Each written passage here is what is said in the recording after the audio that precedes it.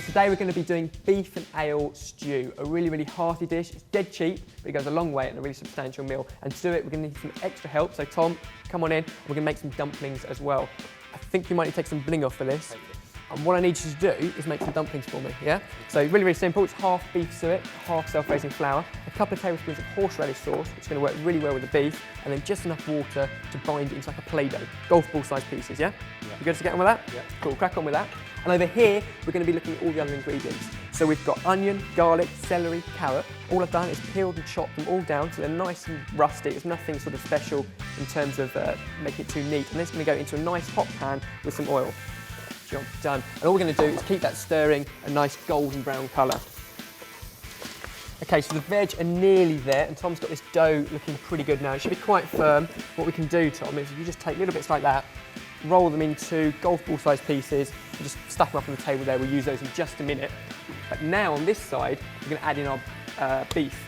Now this is shin of beef, so it's really, really good for stewing, long time cooking, and it'll be really, really tender and beautiful. Some people say you should fry it off first in flour to brown it, but to be honest with you, this has been cooking for so long, we're not actually going to bother with that. And then into that we add all our other ingredients. Simple as this, right? 2 bottles of ale. Use any ale you like. Beautiful, that's your beef and ale.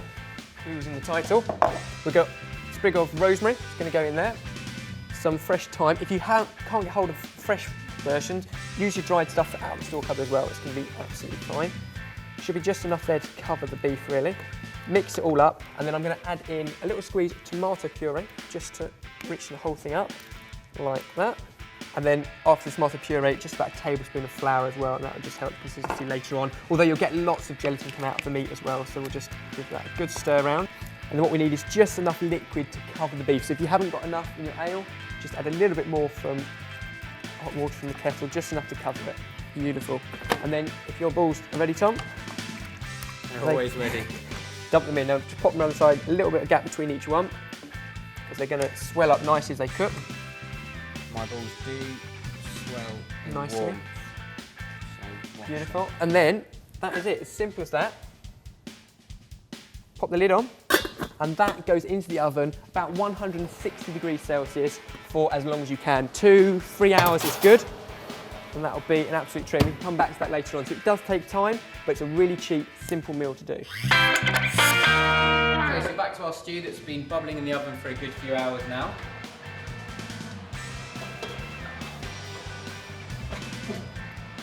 Let's have a look at how it's doing. Looking good, looking good. All we're going to do is serve up a nice big portion, Tom. So we get a couple of these dumplings. They're going to substitute for the potato, really. Put a couple of those in there. 1, 2, 3. And there's a ladle over there. Just go in and get some of the meaty goodness from the bottom. Very big chunks of meat, all nicely tenderly cooked down now. We've also got fresh veg, just so I can hold thing up. That's one meal. It takes a lot of time, but it's really, really simple. That's beef and ale stew. Dig in, guys, see what you think. Looks like you've got the horseradish and the dumplings there as well. Delicious. So you don't need any potato or rice? You can have it with potato as well if you want, but the dumplings really sort of stodgy in itself. It's quite a hearty meal as it is.